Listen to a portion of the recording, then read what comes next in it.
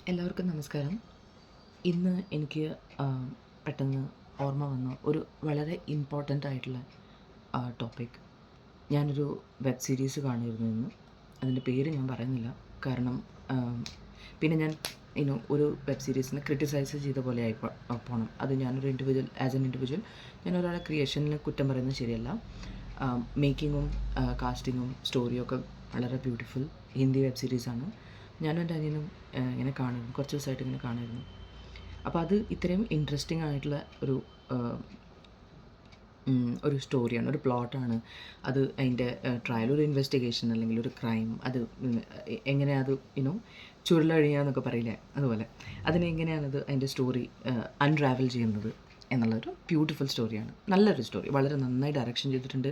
നമുക്ക് ശരിക്കും ഫീൽ ചെയ്യും, നമുക്ക് ഈ ക്യാരക്ടേഴ്സിനൊക്കെ അറിയാം, അല്ലെങ്കിൽ ഈ സംഭവങ്ങളൊക്കെ നമ്മൾ പാർട്ടിസിപ്പേറ്റ് ചെയ്യുന്ന, അല്ലെങ്കിൽ നമ്മളെ വീട്ടിൻ്റെ അടുത്ത് നടക്കുന്ന സംഭവം എന്നുള്ളത് നമുക്ക് തോന്നും. അത്രയും ബ്യൂട്ടിഫുള്ളായിട്ട് നമുക്ക് തോന്നും. അല്ലാണ്ട് ആൾക്കാർ അഭിനയിക്കുകയാണ്, ഇവരൊക്കെ സ്റ്റാർസാണ്, അപ്പം ഇവർ അഭിനയിക്കുന്നതാണെന്ന് നമുക്ക് ഫീൽ ചെയ്യാം. So realistic. ഇത്രയും ബ്യൂട്ടിഫുള്ളായിട്ട് ആൾക്കാർ അഭിനയിച്ചിട്ടുണ്ട്. അതിൻ്റെ കാസ്റ്റിങ്ങിനും എല്ലാ സൈഡ് ഓഫ് ദ എന്താ പറയുക മേക്കിങ്ങിനും big congratulations, very well done.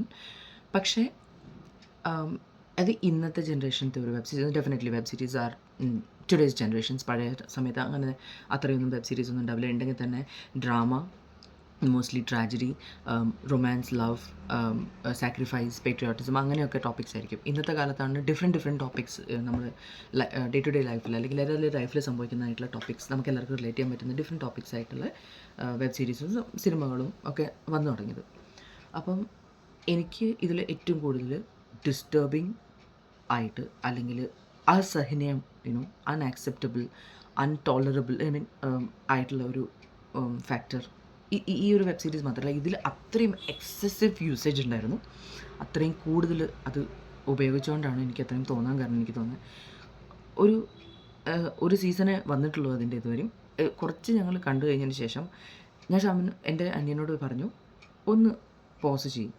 എന്നിട്ട് ഞാൻ അവനോട് ചോദിച്ചു, വാട്ട് ഈസ് ദിസ്,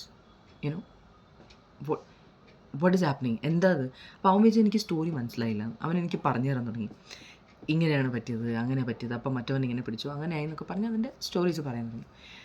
പക്ഷേ what I wanted to tell him, where I was cost trouble, അല്ലെങ്കിൽ എനിക്ക് ബുദ്ധിമുട്ടായി തോന്നിയ area of the whole making, അല്ലെങ്കിൽ ആ ഹോൾ വെബ് സീരീസിൻ്റെ എന്ന് പറഞ്ഞു കഴിഞ്ഞാൽ ലാംഗ്വേജ്, ഭാഷ. നമുക്കൊക്കെ ഇത്രയും ബ്യൂട്ടിഫുൾ, അത് എസ്പെഷ്യലി ഇന്ത്യയിൽ നമുക്ക് ഇത്രയും മനോഹരമായ ഭാഷകളുണ്ട്. റീജിയണൽ ലാംഗ്വേജ് ആയിക്കോട്ടെ, ഇനി ഇംഗ്ലീഷിൽ നന്നായി സംസാരിക്കുന്ന ആൾക്കാരാണെങ്കിൽ ഇംഗ്ലീഷ്, നമ്മൾ ഇന്ത്യൻ ഡയലക്റ്റ് അല്ലെങ്കിൽ ഇന്ത്യൻ ആക്സെൻ്റ് ഉള്ള, even MTI mother tongue influence ഉള്ള ഇംഗ്ലീഷ് ആണെങ്കിൽ പോലും it is beautiful when it is grammatically correct, അല്ലെങ്കിൽ അറ്റ്ലീസ്റ്റ് നമുക്ക് കോമണർ സംസാരിക്കില്ല, നമ്മൾ സാധാരണ മനുഷ്യൻ, ഒരു കോമൺ മാൻ സംസാരിക്കുന്ന ഇംഗ്ലീഷ് ആണെങ്കിൽ പോലും ഇറ്റ്സ് ഓക്കെ. അല്ലെങ്കിൽ ഒരു ലാംഗ്വേജ് കംപ്ലീറ്റ് ആയിട്ട് പെർഫെക്റ്റ്ലി നല്ല ലാംഗ്വേജ്, നല്ല ലാംഗ്വേജ് ഇൻ ദ സെൻസ് അത് പ്രോപ്പറായിട്ട് പറയാൻ, അതിൻ്റെ നോളജ് അത്രയും ഡെപ്തിൽ നമുക്കില്ലെങ്കിലും ഐ തിങ്ക് ഇറ്റ്സ് ഓക്കെ. പക്ഷേ ഈ സീരീസിൽ എനിക്കുണ്ടായ പ്രയാസം, എനിക്കത് കാണുന്ന സമയത്ത് ഫുള്ളായിട്ടും എൻജോയ് ചെയ്യാൻ പറ്റുക, അല്ലെങ്കിൽ അത് ഞാൻ ഫുൾ അതിൽ നമ്മൾ പറയില്ല ലയിച്ചു പോയി, ഞാൻ അറിഞ്ഞില്ല എന്ന് പറയുന്ന സമയത്ത് എനിക്കെപ്പോഴും ഒരു കോട്ട് ഓഫ് ഫീലിംഗ് ഉണ്ടായിരുന്നു. എപ്പോഴും ഒരു വേണ്ട, അല്ലെങ്കിൽ ഇതെന്താ ഇങ്ങനെ എന്ന് തോന്നുന്നൊരു ഫീലിംഗ് ഉണ്ടായിരുന്നത് ലാംഗ്വേജ് കാരണമാണ്. ലാംഗ്വേജ് എന്ന് പറഞ്ഞത്, ലാംഗ്വേജിൻ്റെ യൂസേജ് ഇൻ ദ സെൻസ്, അത് ഭാഷ ഉപയോഗിച്ച രീതി എന്ന് പറഞ്ഞാൽ കറക്റ്റ് ഭാഷയാണോ എന്നുള്ളതല്ല, ഇത് ഹിന്ദിയിലാണ്, പക്ഷേ abusive language. Honestly I have no comments. എത്രയും അബ്യൂസീവ് ആയിട്ടുള്ള ലാംഗ്വേജ്. അതിൽ സ്നേഹത്തോടെ നമുക്കൊരാളെ വിളിക്കുകയാണെങ്കിലും, എന്താ പറയുക, ദേഷ്യത്തോടെ ഒരാളോട് പറയുകയാണെങ്കിലും, ഒരാളെ കളിയാക്കുകയാണെങ്കിലും, വേറൊരാളുടെ റെഫറൻസിൽ നമ്മൾ അവൻ അങ്ങനെയെന്ന് പറയുന്ന സമയത്തും ഇത്രയും തെറിയും ഇത്രയും അബ്യൂസീവായിട്ടുള്ള വേർഡ്സും, ഈച്ച് ആൻഡ് എവറി ഡയലോഗ്. അത് ഓക്കെ, എനിക്ക് പിന്നെ മനസ്സിലാവാൻ, നമുക്ക് ദേഷ്യം പിടിക്കുന്ന സമയത്ത് ഒരാളെ നമ്മൾ റെഫർ ചെയ്ത് അവൻ എന്താ അങ്ങനെ ചെയ്തതെന്ന് പറഞ്ഞ് ചൂടായി സംസാരിക്കുന്നു, അല്ലെങ്കിൽ രണ്ട് പേര് തമ്മിൽ അടി ഉണ്ടാകുന്ന സമയത്ത് അങ്ങനെ ഒരു യൂസേജ് വന്നാൽ പിന്നെ അണ്ടർസ്റ്റാൻഡബിൾ ആണ്. ഇറ്റ്സ് നോട്ട് റെസ്പെക്ട്ഫുൾ ഓണസ്റ്റ്ലി, പക്ഷേ എന്നാലും അത് അണ്ടർസ്റ്റാൻഡബിൾ ആണ്. ചൂടായ സമയത്തൊരു മനുഷ്യൻ ഉപയോഗിച്ചു അങ്ങനെ ഒരു ഭാഷ.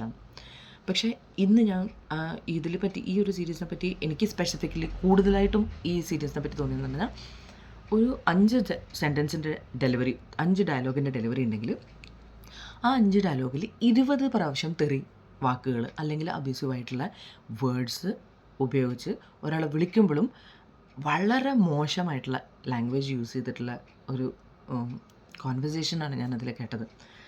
അതെനിക്ക് അറപ്പുള്ള കാര്യമാണ്. സോറി ടു സേ, ഇതിങ്ങനെ എനിക്കറിയാം today's generation uses it a lot. വളരെ ലാർജ് സ്കെയിലിൽ ഇത് യൂസ് ചെയ്യുന്ന ഒരു ജനറേഷനിലാണ് നമ്മളിപ്പോൾ നിൽക്കുന്നത്. People find it fun. They are very നമ്മൾ പറയുന്നത് നമ്മൾ തെറി ഉപയോഗിക്കും, നമ്മളല്ല ആൾക്കാർ പറയുന്നത് അതിനുള്ള എക്സ്ക്യൂസ് നമ്മൾ തെറി ഉപയോഗിച്ച് സംസാരിക്കുന്നത് നമ്മൾ സ്വന്തക്കാരോട് നമ്മൾ അങ്ങനെ പറയുള്ളൂ എന്നാണ്. I do not get the logic. ഇതിനെ പറ്റിയ ഒരു ഇൻസിഡൻറ്റും കൂടെ ഞാൻ പറയാം. ഒരാളോട് ഞാൻ ചോദിച്ച സമയത്ത് അയാൾ എനിക്ക് തന്ന എക്സ്പ്ലനേഷൻ ഞാൻ വേറൊരു വീഡിയോയിൽ പറയാം. ഇപ്പം ഞാനതും കൂടെ പറയുകയാണെങ്കിൽ അത് ഒരുപാട് ലെങ്തി ആയി പോകും. അപ്പം തന്നെ ഇറ്റ് ബി ഗെറ്റിംഗ് ബോറിങ്. ആൾക്കാരെ കാണാനും ഇഷ്ടമുണ്ടാവില്ല. എനിക്ക് തന്നെ അത് അപ്ലോഡ് ചെയ്യാൻ താല്പര്യം തോന്നില്ല. അതുകൊണ്ട് ഈ കാണുന്ന കൂട്ടത്തിൽ ഈ വീഡിയോ കാണുന്ന ആൾക്കാർ, ഞാനിപ്പോൾ സംസാരിക്കുന്ന ഭാഷ മനസ്സിലാക്കുന്ന ആൾക്കാർ, ഞാൻ റിക്വസ്റ്റ് ചെയ്യുന്നു, നിങ്ങൾ സിൻസിയറായിട്ട് if you would like to, ഞാനതിൽ അങ്ങനെ ആരെയും പിടിച്ചിട്ട് ലൈറ്റിലേക്ക് കൊണ്ടുവരുന്നില്ല.